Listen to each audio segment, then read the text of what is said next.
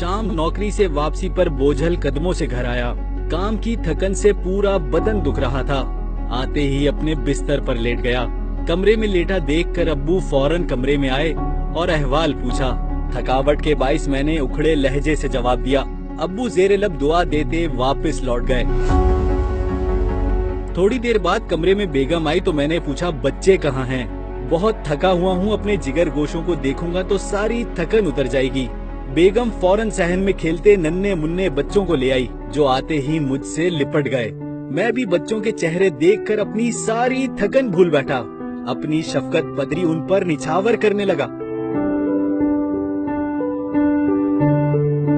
लेकिन चंद लम्हों बाद ही वालिद मोहतरम का झुर्रियों भरा चेहरा आंखों के सामने घूमने लगा कि वो भी शफकत पदरी से मजबूर अपने बेटे को देखने आए थे, अपनी औलाद को देखने।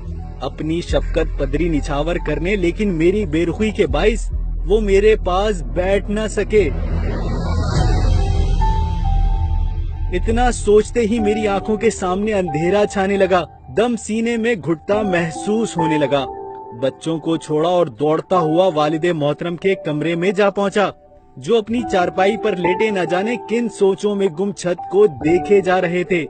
मैं उनकी चारपाई पर उनके कदमों में जा बैठा और उनकी टांगे दबाने लगा। अब्बू फौरन उठे और मुझे सीने से लगा लिया।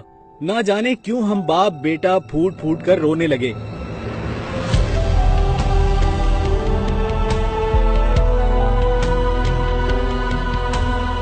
मैं तस्लीम करता हूँ कि ऐसी राहत मुझे पहले कभी नहीं मिली, जो बाप के सीने से लिपट कर मिली। आप सबसे दरख्वास्त है कि चंद लम्हे अपने माँ बाप के पास बैठ जाया करो। उनसे दुख सुख की बातें शफकत के साथ कर लिया करो। यकीन करो, दुनिया और आखिरत में फलाह